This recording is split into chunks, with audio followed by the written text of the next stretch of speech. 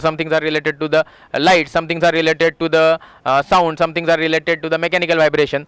You just tell me it is related to the which field. Magnetic field. उत्तर चुकीचं आहे कारण ते रिलेटेड आहे प्रकाशाशी आणि म्हणून तिसरं उत्तर त्यांचं चुकलेलं आहे. आणि हा जो काही आपला इथला वरद अपार्टमेंटमधला क्वेश्चन आन्सर प्रश्न मंजुषेचा भाग आहे त्यात एकच प्रश्न अनुत्तरित राहिलेला आहे महत्त्वाचा, तो म्हणजे ब्राह्मोस. अंधश्रद्धा निर्मूलन समिती पनवेल तसेच चॅनल 1 यांच्या संयुक्त विद्यमाने आपण जे आयोजित केलं आहे त्यासाठीच आज आपण आहोत शांतिवन येथे. आणि शांतिवन पनवेल परिसरातील सगळ्यांना माहिती असलेलं कुष्ठरोग निवारण समितीचं प्रमुख ठिकाण आहे.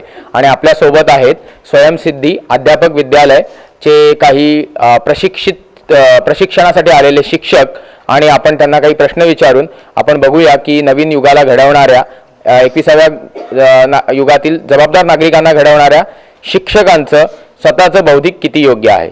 आपण बोलूया अशाच काही शिक्षकांशी जे भावी पिढीला खऱ्या अर्थाने मजबूत बनवणार आहेत. आपल्यासोबत बरेचसे शिक्षक आहेत. आज ऑलमोस्ट 120 वगैरे विद्यार्थी इथे आहेत आणि म्हणून बऱ्यापैकी आपल्याला रिस्पॉन्स मिळेल अशी अपेक्षा आहे. तर चला वळूया आपण आपल्या विद्यार्थी मित्रांकडे. महाविद्यालयाच्या विद्यार्थिनी आपण त्यांना प्रश्न विचारूया. तुमचं नाव काय आहे? अश्विनी सुरेश चौधरी. कुठून आलात अश्विनी? पडगा. पडघा. ओके. आता तुम्ही काय करताय? डीएड करताय. ओके. तुम्हाला प्रश्न विचारू इच्छितोय मी. तुमचा पहिला प्रश्न आहे, राष्ट्रीय विज्ञान दिन कुठल्या दिवशी साजरा केला जातो? 28 फेब्रुवारी. 28 फेब्रुवारीला राष्ट्रीय विज्ञान दिन साजरा केला जातोय. अतिशय योग्य उत्तर दिलंय, धन्यवाद आणि अभिनंदन. तुम्ही एक चॉकलेट तुम्हाला नक्कीच मिळणार आहे. तुमचा पुढचा प्रश्न मी लगेचच विचारतोय आणि तो मात्र याच्याशी संबंधित असणार आहे. तुम्हाला हे सांगायचंय 28 फेब्रुवारीला जो राष्ट्रीय विज्ञान दिन आपण साजरा करतो तो कुठल्या कारणास्तव साजरा करतो? थोडक्यात मी थोडं सोपं करून विचारतो हवं तर. कोणाच्या स्मरणार्थ राष्ट्रीय विज्ञान दिन 28 फेब्रुवारीला साजरा केला जातो? सॉरी. तुम्हाला त्या शास्त्रज्ञाचं नाव सांगायचं. गॅलिलिओ. अभिनंदन. ओके. अक्षय अशोक पाटील. ओके. मी ओलीवरून आलोय आणि स्वयंसिद्धी कॉलेज ऑफ डीएड याच्यात शिकत आहे. आता तुमचा दुसरा प्रश्न फारच कठीण नसणार आहे कारण सकाळपासून आमची पुस्तकं वाट बघतायत खऱ्या अर्थाने विजेत्यांची. त्यामुळे तुम्हाला दुसरा प्रश्न पण मी सोपाच विचारणार आहे. तुम्हाला मला हे सांगायचं, who is missile man of India? Who is called missile man of India? APJ Abdul Kalam. Very good. जरा विचार केला पण तुम्ही बरोबर उत्तर दिलं. ओके. तर दुसऱ्या प्रश्नाचं उत्तर पण तुमचं योग्य आलेलं आहे. आता मात्र तिसरा प्रश्न थोडा कठीण असणार आहे. गॅलिलिओने गुरुचे आकाशातले किती उपग्रह त्याच्या दुर्बिणीने पाहिले होते? 4. Very good. आणि तिसऱ्या प्रश्नाचं उत्तर मिळालं आणि तुमच्यासाठी हे पुस्तक. Okay. Congratulation. Keep it up. तुम्ही पहिल्या प्रश्नाचं उत्तर बरोबर दिलं की पृथ्वीला सगळ्यात जवळ असलेला ग्रह कोणता आहे? तुम्ही म्हणाल शुक्र आहे. मग तुम्हाला सांगायचंय आपल्या सूर्यमालेतला सगळ्यात मोठा उपग्रह कोणता?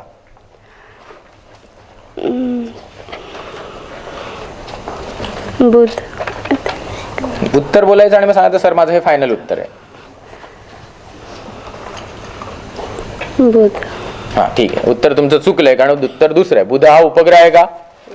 तो ग्रह आहे, त्यामुळे ते चुकलेलं आहे. तुमचं चॉकलेट घेऊन जा. चॉकलेटच संपतात, जास्त आणायला पाहिजे होते. एका प्रश्नातच सगळ्यांची दांडी उडते. एक माझं तुमच्याकडे लक्ष आहे, बऱ्याच उंच हात करताय तुम्ही, पुढेच या आणि मग उत्तर द्या पहिल्यांदा. कारण मध्ये इथे पण कोणीतरी हात वर केला होता म्हणजे थोडा होता, म्हणजे कॉन्फिडन्स जास्त नव्हता. नाही, हे उत्तर चुकलेलं आहे पण ठीक आहे, प्रयत्न चांगला होता. मी तुम्हाला प्रश्न विचारला तो रिपीट करतोय. सूर्यमालेतला सगळ्यात मोठा उपग्रह कोणता आहे? कोणाला अंदाज? एनीबडी? एक्सेप्टेबल. या पुढे. हा, असं काहीतरी मागून गॅनिमेड करण्यात काय पॉईंट आहे? हाय माहित. हा, गॅनिमेड. Very good. स्पेलिंग विचारू काय? नको, जाऊ दे. ठीक आहे. हा, गॅनिमेड हा सूर्यमालेतील सगळ्यात मोठा उपग्रह आहे. आता पहिल्या प्रश्नाच्या मुळे तुम्हाला चॉकलेट तर मिळणार आहे. पुढचं, त्याच्या पुढच्या हक्कदार होण्यासाठी तुम्हाला दुसऱ्या प्रश्नाचं उत्तर द्यायचं, म्हणजे पेन पण मिळेल. तिसरा प्रश्न मग पुस्तक पण मिळेल. आणि शिक्षक म्हणून वाचन महत्वाचं आहे आणि तेही विज्ञानाशी संबंधित वाचन फारच गरजेचं आहे. मी तुम्हाला पुढचा प्रश्न असा विचारतोय, आपण सूर्यग्रहण बघतो, चंद्रग्रहण बघतो. या 21व्या शतकामध्ये ही बऱ्याच लोकांच्या त्याच्याविषयी बऱ्याच अंधश्रद्धा आणि गैरसमजुती आहेत. उदाहरणार्थ बऱ्याच लोकांचं असं म्हणणं असतं की गरोदर बाईने त्या दिवसात काही चिरू नये, कापू नये, असं होतं तसं होतं. या अंधश्रद्धा आहेत असं तुम्हाला वाटतं? हो. Very good. चांगली गोष्ट आहे. मग आपण त्याच्याच वरचा एक विज्ञानाशी संबंधित प्रश्न विचारणार आहोत. ग्रहणे हे सावल्यांचा खेळ असतो हे सगळ्यांना मान्य आहे. मग मला तुम्हाला विचारायचंय, सूर्यग्रहणामध्ये सूर्य आणि पृथ्वीच्या मध्ये चंद्र असतो की सूर्य आणि चंद्राच्या मध्ये पृथ्वी असते? ऑप्शन परत सांगतो. सूर्यग्रहणामध्ये सूर्य आणि पृथ्वीच्या मध्ये चंद्र असतो की सूर्य आणि चंद्र यांच्या मध्ये पृथ्वी असते?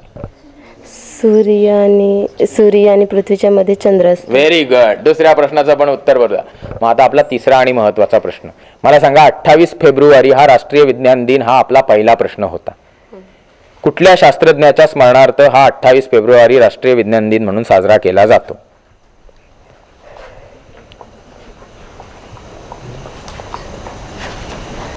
कॉंग्रॅच्युलेशन. ओके. पुढचा साधा आणि सोपा प्रश्न.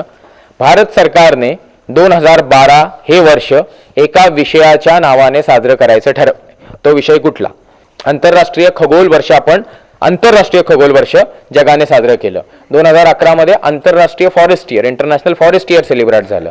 2012 हे भारत सरकारने ठरवलंय की या विषयाच्या नावे सेलिब्रेट करायचं. कुठला विषय आहे तो? कोण बोलणार? बोला. पर्यावरण नाही. उत्तर चुकलंय. पुढे गणित बोलल्या मॅडम. या पुढे उत्तर दिलं ते बरोबर आहे.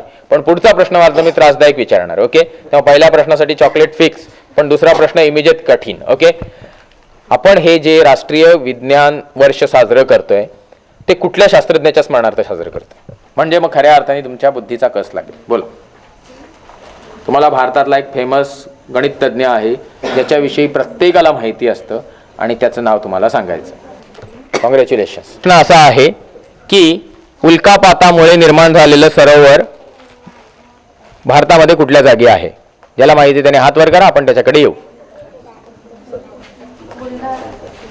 मला जागा हवी आहे. तुम्ही थोडंफार जवळ पोहोचलाय. हा बोला.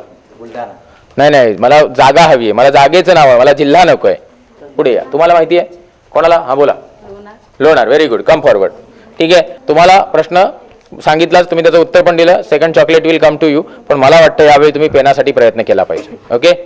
आणि मग त्यासाठी आपण अतिशय साधा आणि सोपा प्रश्न विचारतोय की चंद्र आपल्यापासून किती अंतरावर आहे?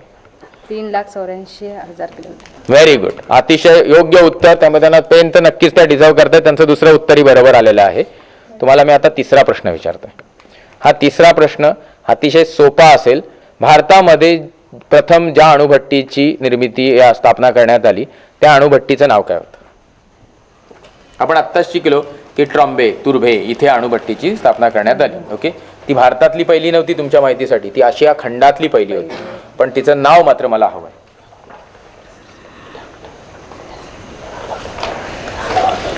काही आयडिया? नाही idea? Anyway, thank you very much. Congratulations.